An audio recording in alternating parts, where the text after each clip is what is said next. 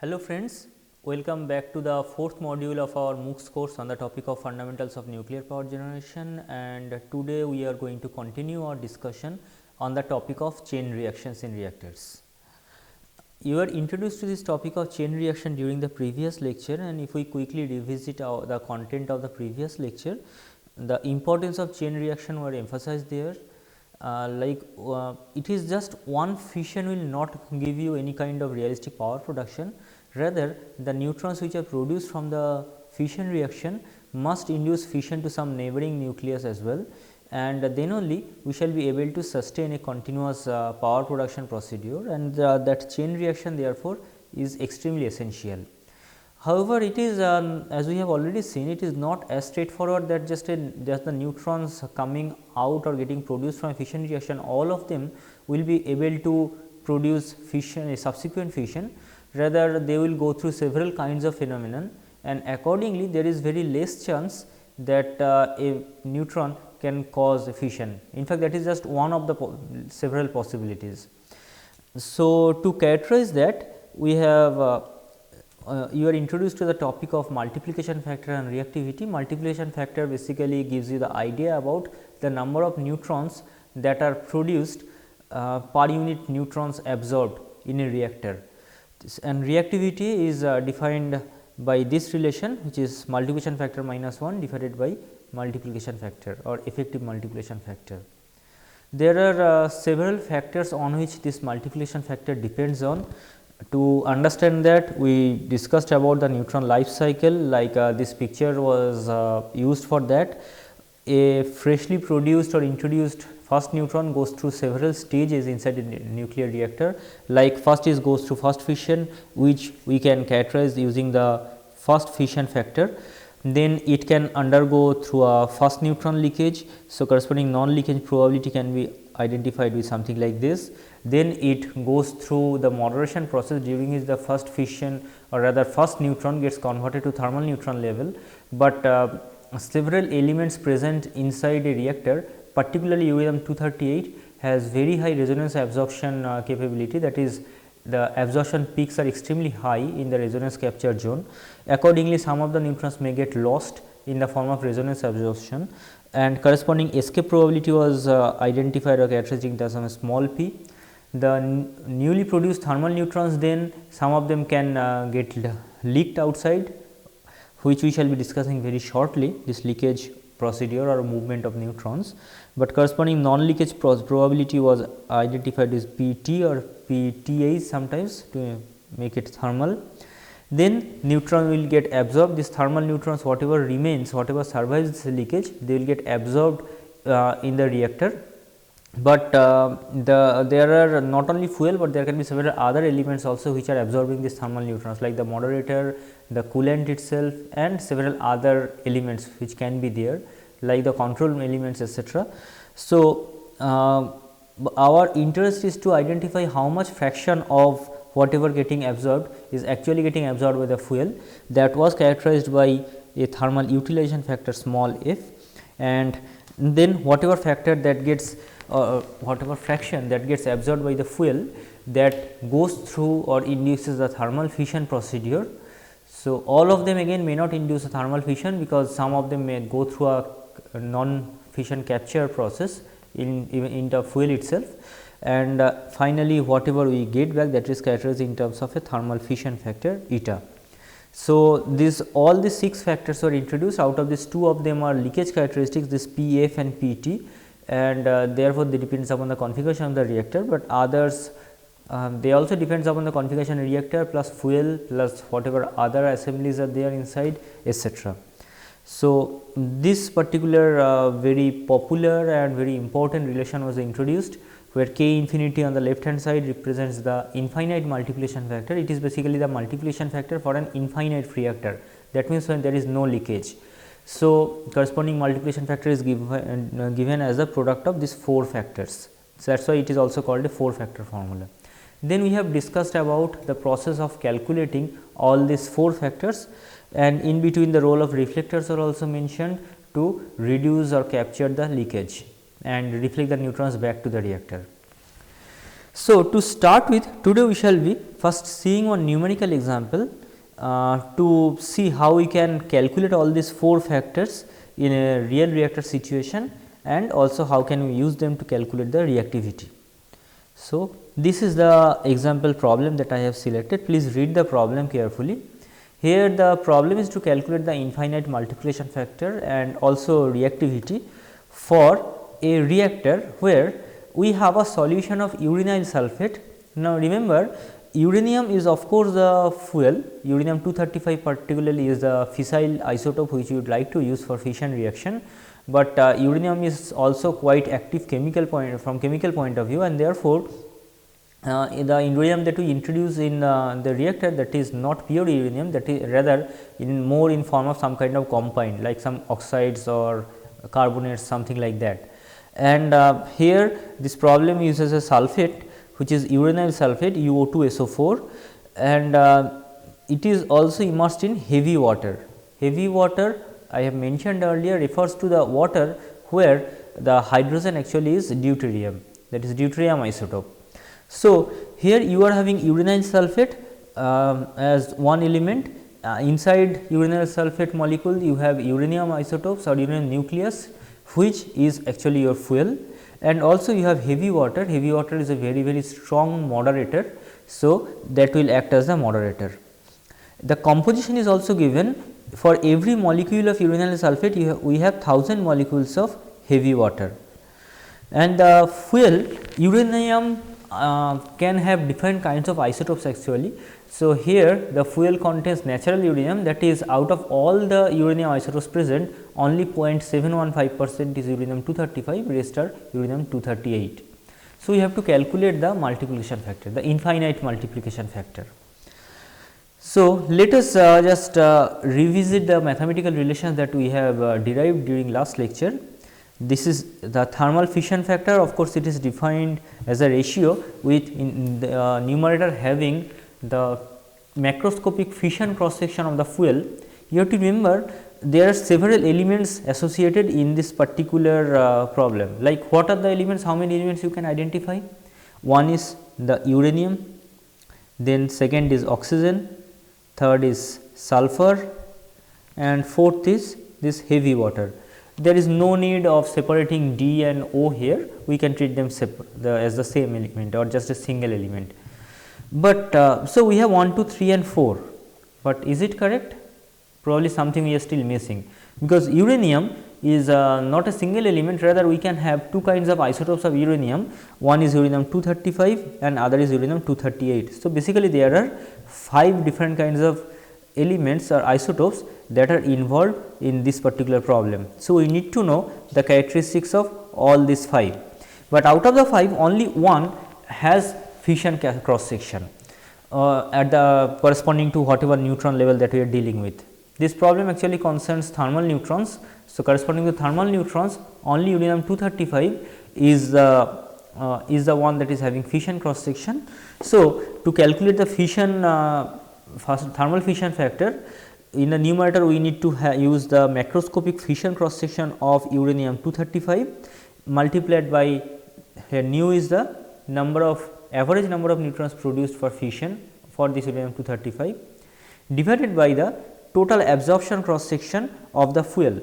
Now, here fuel refers to both uranium 235 and uranium 238. So, while calculating the denominator, we have to consider the absorption cross section for both these two isotopes 235 and 238. However, while calculating the numerator, it has to be only uranium 235, because uranium 238 does not have any kind of fission cross section for thermal neutrons. Next is the thermal utilization factor. Now, in the numerator we have the total absorption cross section of the fuel. Basically, the denominator which we have used here, the same denominator is coming to this as the numerator, but what we have as the denominator for this thermal utilization factor, here the total absorption cross section for all elements that can be present. So, here we have the fuel absorption cross section for the fuel, or absorption macroscopic absorption cross section for the fuel, same as the numerator. We have the absorption cross section for the moderator, which is the D2O. Here this control rod this boron, this poison all can be eliminated as no information are given about them. But we have also this other. Now, what comprises the other in this problem? It is the oxygen and the sulfur which are also present in this actual problem. Yes. Next is the resonance absorption cross section. This mathematical relation was given, which is based upon an empirical formula. Here this sigma s in the numerator refers to the total scattering cross section of all the elements present inside the reactor, and zeta bar is the weighted average logarithmic energy decrement for all the elements. Again, we have seen how to calculate these two factors. Finally, is the first fission factor.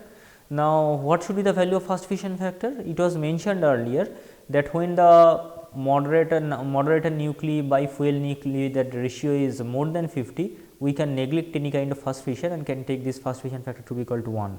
Here this ratio is 1000, because for every fuel isotopes or fuel molecule we have 1000 molecules of D2O. So, we can take this first fission factor to be equal to 1.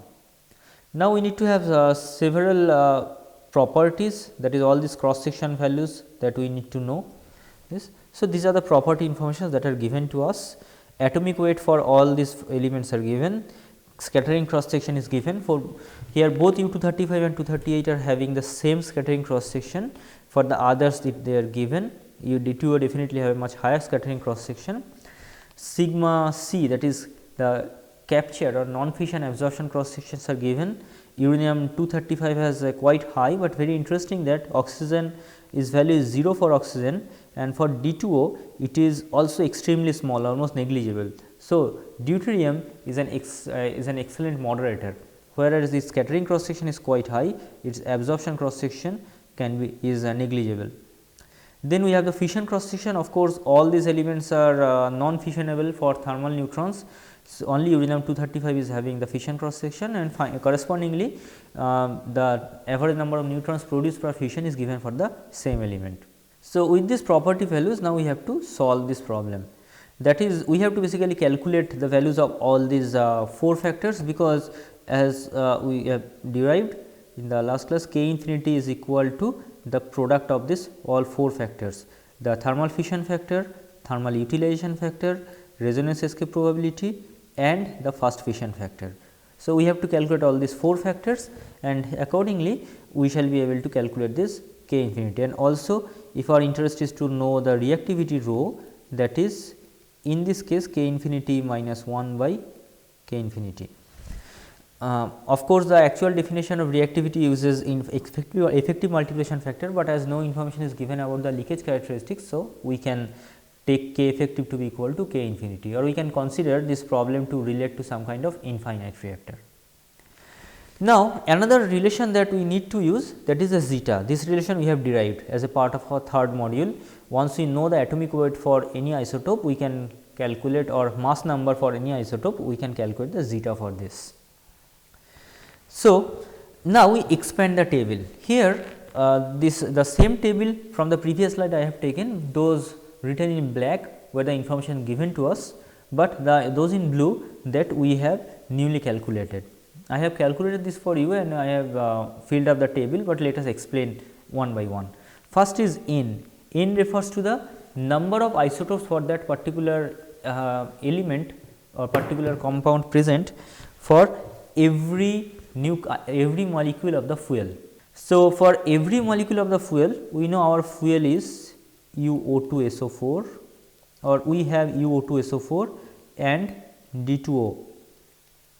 So, for every molecule of UO2SO4, we have how many molecules of sulfur?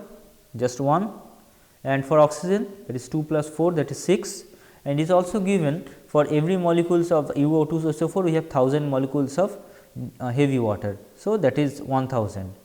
But every molecule of oxygen also, every molecule of uranium also contains just 0.715% of uranium 235 and rest uranium 238. So, uranium 235 corresponding N is 0.00715, and for U 238 is 0.99285. Then sigma s is given. So, we compute N into sigma s, just multiply all the sigma s values with corresponding N and then take their summation. or if I write properly, this is the summation for n sigma s. Just same way we get n sigma c, that is the here n sigma s represents what? This represents the macroscopic scattering cross section for every element, and this is the total summation. Now, this represents the macroscopic capture or non-fission absorption cross section, and this one n sigma f is the macroscopic fission cross section.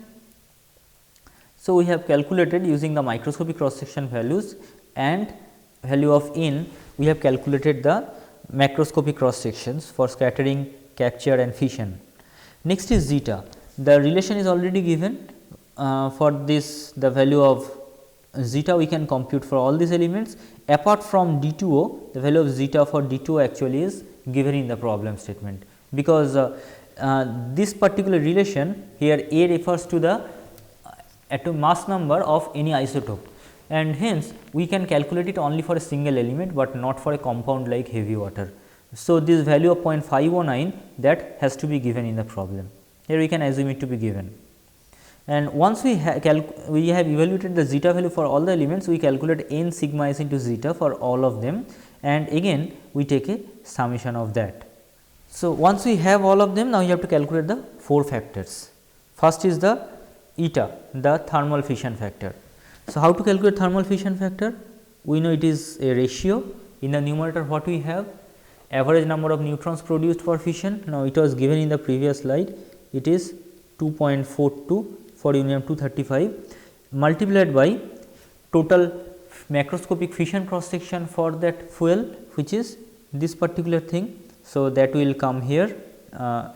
In the denominator, what we have? It should be the macroscopic absorption cross section for the fuel. Now, fuel refers to uranium 235 and 238 together. So, in the denominator we shall be having the total non-fission capture cross section for these 2 elements, that is this plus this particular one, the absorption cross section. So, once we put all this back, or if we write carefully now in the numerator, then we are going to have again 4.13985. In the denominator corresponding to the fission part 4.13985 plus 0.72215 plus 2.700552. So, once we put all these numbers, then corresponding value of eta comes out to be 1.3247. We have to calculate thermal fission factor. Let us just erase this clutter from here. So, to calculate the thermal fission factor now, we have to take the ratio. Again in the numerator, what we are going to have? That is going to be the macroscopic absorption cross section for the fuel, that is macroscopic absorption cross section for the fuel refers to the denominator that we have actually used for eta, that is this 2 plus this is the numerator. And what about the denominator? Denominator refers to the total absorption cross section for all elements involved. So, denominator is this quantity plus this one. So, and once we put it back, then we get F equal to 0.8326. So, we have now 2 quantities N and eta and F. Now, we come to the complicated one, that is the resonance escape probability. Now, to calculate resonance escape probability, first we need to know the weighted average value of zeta. So, zeta weighted average value, that was given earlier as summation of n sigma s zeta for all elements divided by summation of n sigma s, where this denominator actually is the total scattering cross section, which is this quantity, and a numerator this one that we have already evaluated. So, if we get the ratio, it comes to be 0.5077. And now, mathematical relation for P was given earlier. So, which is exponential of minus 2.73 by zeta bar into sigma s by n number of U238 isotopes whole to the power minus 0.514. So, if we put it back, then we are going to get P equal to 0.9554. So, and epsilon already we know it is equal to 1. So, we combine all of them and finally, the value of effective multiplication factor is coming to be 1.0538. Then what should be the reactivity? Reactivity is 0.0511, that is it is a what kind of reactor this is, critical, subcritical or supercritical. When K effective is equal to 1, that is a critical reactor, when it is less than 1, that is subcritical, but in this case it is a supercritical reactor because reactivity is positive and K effective greater than 1. That means, the rate of reaction will keep on increasing with time and we shall be having a diverging chain reaction. So, this way we can calculate the values for the multiplication factor and reactivity for any kind of situation. I would request you to try different variations of this problem, like if you here this problem concerns natural uranium, you can try the same for enriched uranium. Let us say the fuel contains 5% uranium-235 and rest uranium-238 and see how it varies. And also you can try to see the effect of that such enrichment on this eta. This is natural uranium which has 0.7% uranium-235 and corresponding value of eta is 1.32. Please try to calculate the value of eta for different enrichment factor. As I have shown in a graph, you will find that beyond 10% it becomes almost saturated and the corresponding value is around 2.06. Correspondingly, you can try to calculate the reactivity values for different enrichment factor, and also by taking other kind of substance like instead of D2O, if you are taking normal water H2O, which has a slightly lower scattering cross section and much more significant absorption cross section, non-fission absorption that is. So, correspondingly what value you are getting, you can try to do the calculation, but procedure always remains the same.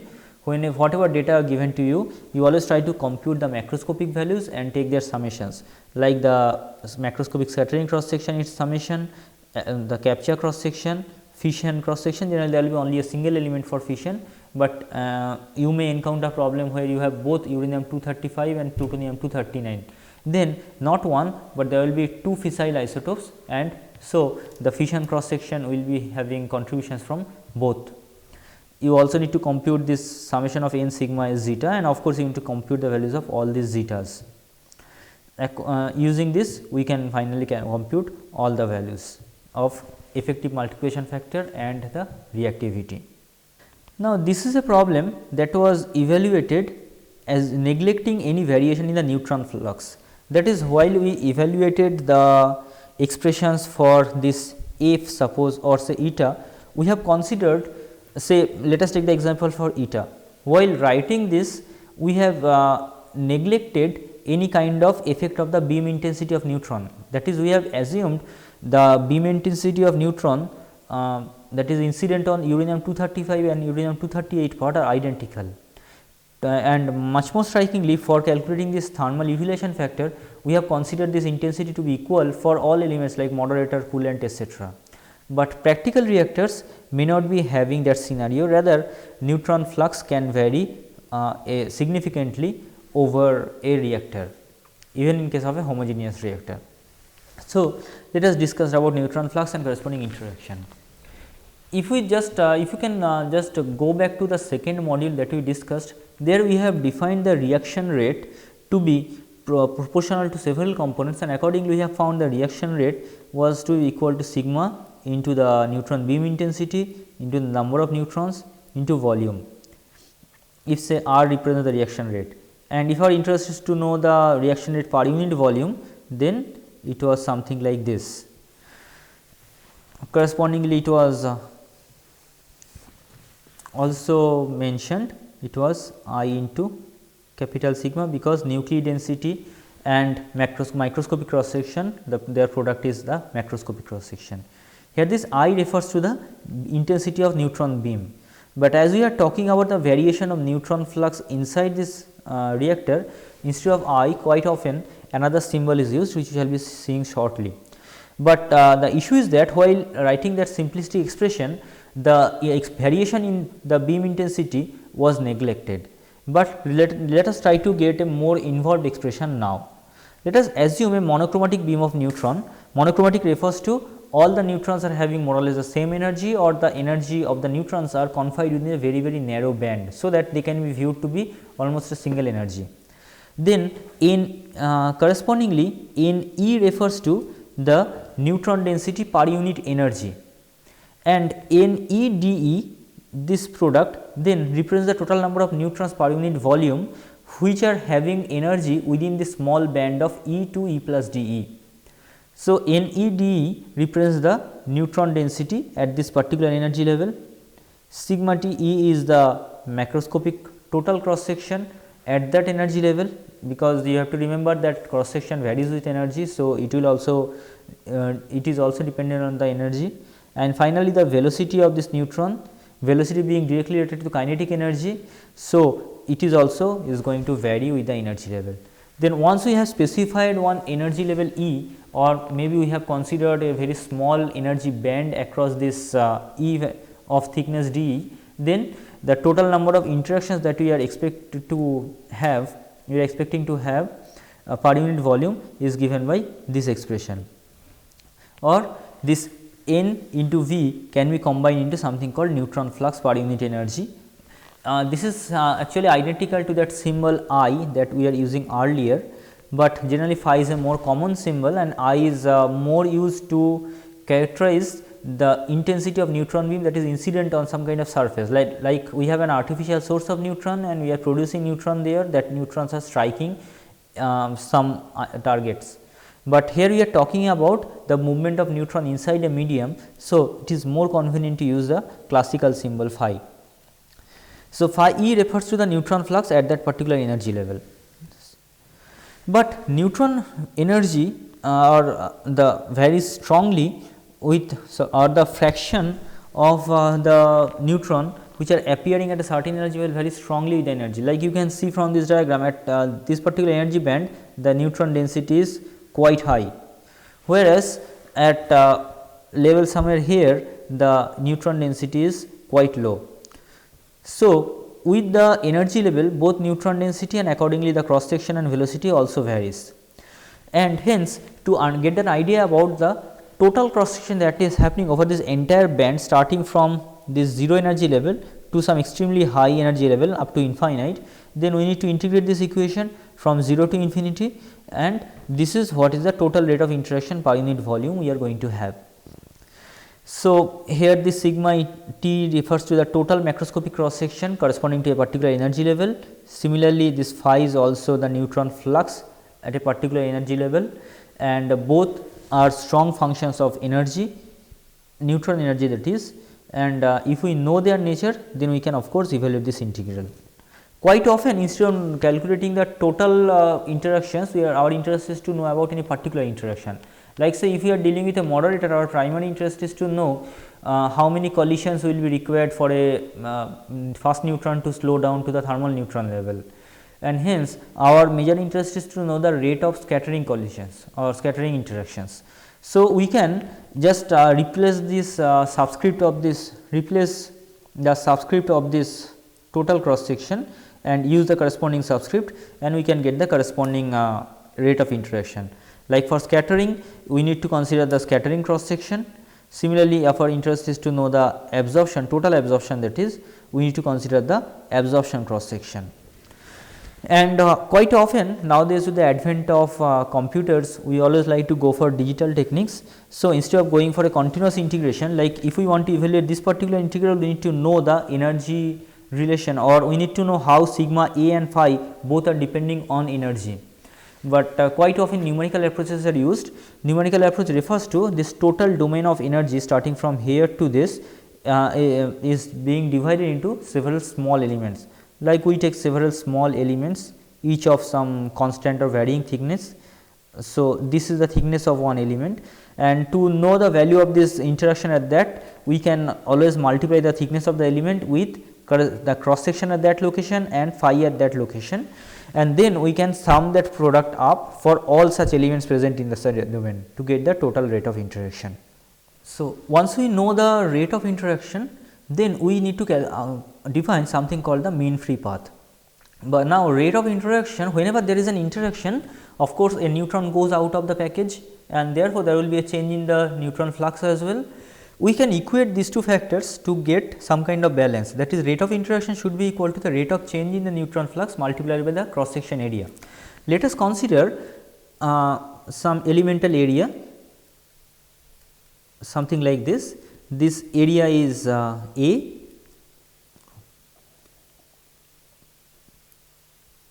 this area is A and this thickness is dx. Then the rate of interaction as per our classical relation is sigma t into phi n A dx, where sigma t again is the total cross section, phi is the corresponding neutron flux across which is going through this area, n is the nuclei density and A dx refers to the volume. That should be equal to the rate of change in the neutron flux into the area. Here this minus sign is used to indicate that as we are moving forward in the x direction, the neutron flux is reducing. So, if we rearrange, we are going to get this and finally, we arrive at this, integrating it from x equal to 0 to means we are integrating this equation from some x equal to 0 to some x. So, phi at x equal to 0 is referred to as phi 0 and correspondingly we get an exponential relationship, that is this neutron flux in such a geometry will follow an exponential relationship. This is called a survival equation because this characterizes the rate at which neutrons are survived while flowing through such a medium. And here sigma t we are using, so it considers all possible interactions that can be there. And there is often something called thin target approximation that we take, like thin target approximation refers to we use the earlier approach. That means, we neglect any variation in the neutron flux, rather we assume the neutron flux to be constant over the entire domain of our interest. If we generally that kind of approach can be used when the variation in this phi is less than 1% of its initial level. So, we can use this thin target approximation when this phi x at any location, basically we are talking about the x equal to L, the end of the target.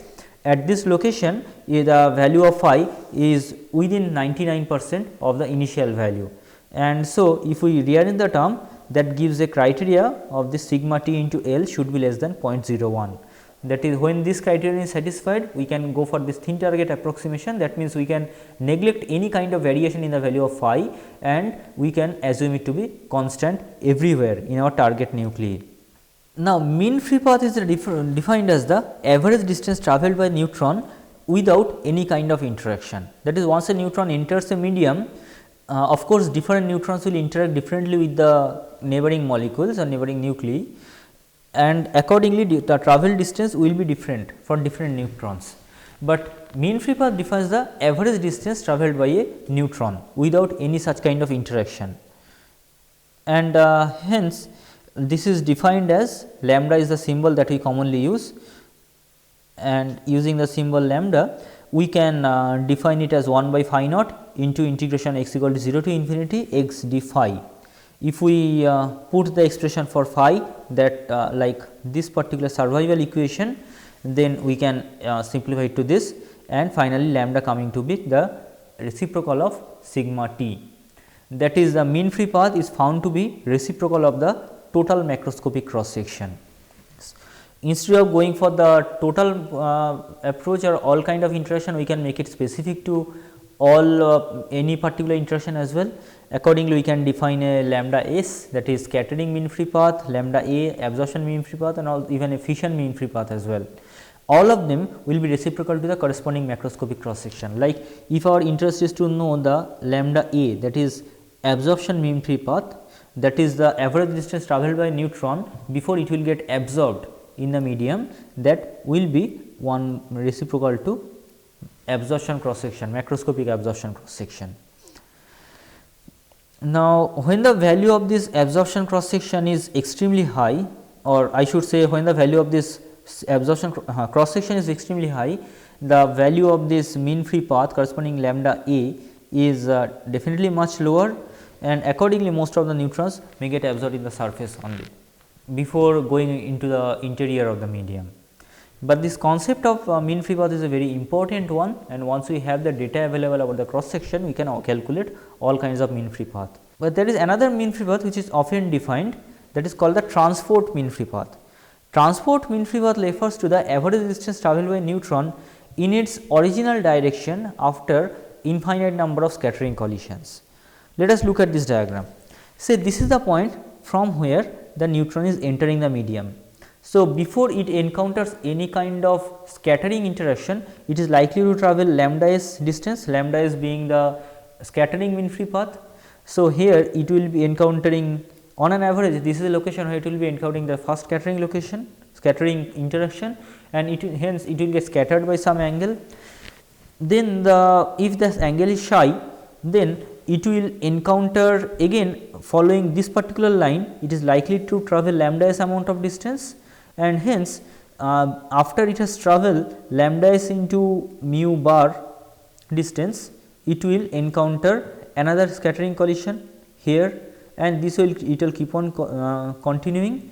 Here this psi bar refers to the average rate of angle of scattering for the neutron. Of course, different scattering may lead to different angle of deflection, and psi bar is the average of that, and this mu bar is the cosine of that psi bar. So, while the neutron will first experience any kind of scattering after travelling this lambda s distance, it will be able to travel only lambda s into mu bar before in this original direction of motion. It is important to note that we are doing everything in terms of the initial direction of motion. So, lambda s mu bar will be the distance it will travel before the second scattering collision, and mu bar square before the third one, and this way it will continue till infinity.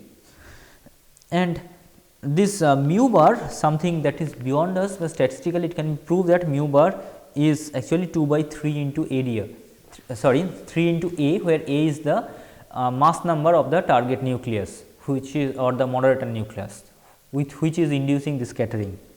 So, if we want to know the value of this transport mean free path, TRs always for transport, we need to sum up all these distances, that is lambda s for the first one, then lambda s into mu bar for the second one, lambda s into mu bar square for the third one till infinity, and mu bar being a cosine function. So, it is always less than 1.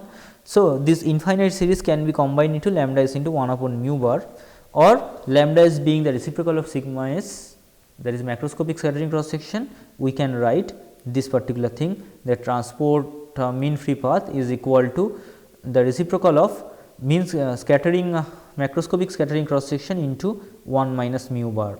So, while you need to know the value of this macroscopic cross section, that is microscopic scattering cross section and molecular density, nuclei density, that is, we also need to have an idea about average angle at which this scattering is happening, that is the psi bar.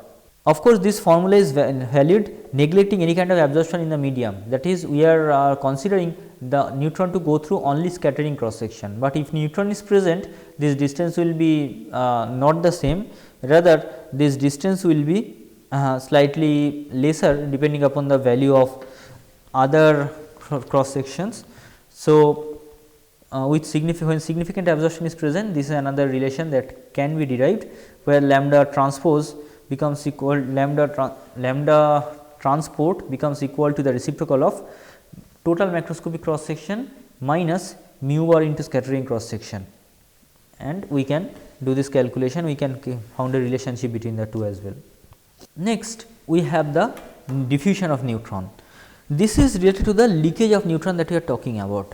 Leakage means neutron is not able to undergo any kind of interaction, rather whatever medium through which it is existing, it is travelling through the molecules of the medium and going from a place of higher concentration to a place of lower concentration, quite analogous to the movement of heat or diffusion of heat or diffusion of mass. Like the mass diffusion is often expressed in terms of the Fick's law, this diffusion phenomenon of neutron can also be expressed in terms of the Fick's law, which is this. Here this J refers to here phi of course is the neutron flux that we have mentioned earlier, and J is neutron current density in the x direction, which is given by this. It looks very similar to the phi, but there is one difference. Like the expression for phi is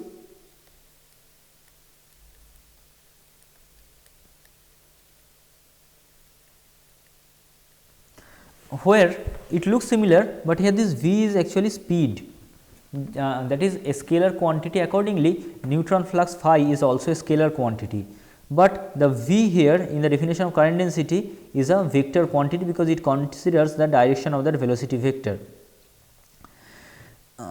You can think this about this way, like it is also possible when there is no net motion of the medium, still significant amount of interaction is taking place. That means the total speed of the medium is 0, but there may be individual components which are participating in interactions, and hence they are interacting or oriented such that their net is coming to be equal to 0. So, neutron current density is a vector and phi neutron flux is a scalar. If we are talking about an unidirectional flow, then they have to be identical, this both in terms of magnitude and direction. Phi does not have a direction, but still the magnitude point of view j and phi will be equal only for unidirectional flow. D is the diffusion coefficient here, so which can often be related to the 1/3 into the transport mean path. Now, what should be the unit of this diffusion coefficient? Can you tell from this Fick's law expression? Here phi is the neutron flux, that is, so what should be the unit for phi? It is the number of neutrons divided by the area through which it is flowing through. So, it is meter square and per unit time, and it is also same for j. In case of j, only one thing here, it is this being a vector, jx basically refers to an area which is having its perpendicular in the x direction, and j refers to the neutron current density which is flowing in that same direction or perpendicular to the area. Yes. So, the unit for phi and j are equal, and hence what should the unit for d? The unit for d should be, or dimension should be, that of length, like its SI unit should be meter then. So, diffusion coefficient is something that characterizes the diffusion process of neutron through this, and diffusion coefficient we can calculate using the knowledge of the transport mean free path, and we can do the calculation of transport mean free path in terms of the scattering cross sections. This being a vector, we can always write all the 3 components for this neutron current density, and if we combine all of them, then we can write for a generalized 3D system, that is j to be equal to minus d into grad of phi. But Fick's law, before we apply Fick's law any further, Fick's law is very much an idealization, and there are several limitations for this, like it is limited only to the mediums, or it is where the absorption is extremely low. That is, when the absorption is significant, absorption of neutrons, then we should not use Fick's law. Similarly, we have neglected the presence of any kind of source. Therefore, when the neutron is or the location that we are analyzing is very close to some kind of source or sink, as a rough guideline, about 3 mean distance away from the source or sink or from the surface of a medium, we should not use this. The neutron scattering, if it is strongly anisotropic, then also we can't use it, because in the neutron intensity will keep on varying in different directions. If the medium is non-uniform, then the value of the diffusion coefficient and other scattering cross sections etc., that will keep on changing with the location. So, we should not use the Fick's law. And finally, when the neutron flux becomes time dependent, this is very much a steady state equation. So, if the neutron flux is time dependent, we can't use this. Using this idea of Fick's law, let us write a neutron diffusion theory. Neutron diffusion theory governs the movement of neutron in a medium. So, rate of change of neutron, it is similar to any kind of say mass diffusion theory or mass diffusion equation, or maybe energy diffusion equation. Thus, the same way you can write rate of change of neutron density should be equal to the production rate minus absorption rate minus leakage rate. Rate of change of neutron density, if we assume a small volume dV, infinitesimally small volume, then the rate of change of neutron within that volume can be given as dou n dou t of dV integrated over the volume. Production rate, S can be some kind of production rate, accordingly you get a simple expression. Production can be of from 2 possible sources. One is the fission reaction, other is if there is any external source of neutron. The absorption rate, in the absorption rate we can find the total absorption cross section multiplied with the phi, integrated over the volume that we are dealing with, and finally, the leakage rate, it represents the grad of the current density, and G refers to the current density expression which we have derived. It can be related to the Fick's law of diffusion. So, we combine all these terms together here, and representing J in terms of the Fick's law, we arrive at this, because J is equal to minus d grad psi. So, we get this, here this grad square represents the Laplacian operator, that is the second derivative of phi, and this particular equation is called the one group diffusion equation. Also, we know that n is phi, the flux is equal to n into v, where v is just the speed. So, we can, considering the space and time dependence of relevant terms and using this relation of phi and n, we can express this one group diffusion equation completely in terms of phi, which is d into Laplacian of phi minus sigma a into phi plus s is equal to 1 upon v into dou phi dou t. This equations derivation of this one is very much based on Fick's law, and so whatever limitations of Fick's law that we have mentioned in the previous slide, all of them are applicable here. So, there are situations like when there is a strongly absorbing medium or a non-uniform medium or a medium where there is anisotropic scattering is going on, there this is not applicable. Still, one group diffusion equation is quite simple and offers us a reasonable solution in several situations, particularly to get a rough idea about the design or an optimal design of a reactor to attain the critical condition. If we restrict this analysis only to the thermal neutrons, then we are talking about this source term here. We are talking only about thermal neutrons, that is all neutrons present in the system are thermal neutrons, then the S can be really written as something like this, k infinity being the infinite multiplication factor into the first fission leakage probability. This is into sigma A into phi, sigma is the absorption cross section corresponding to thermal neutrons and phi is the neutron flux. So, these are the total number of neutrons which are available or which are getting absorbed during the in the medium as the form of thermal neutrons. So, putting this back in the previous expression, we get this, and now we divide this entire equation with sigma A on both sides.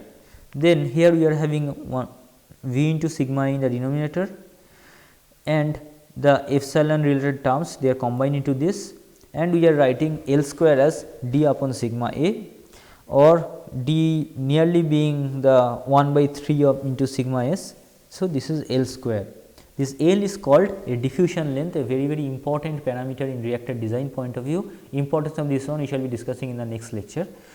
L square being similar because of the similarity is quite often called area.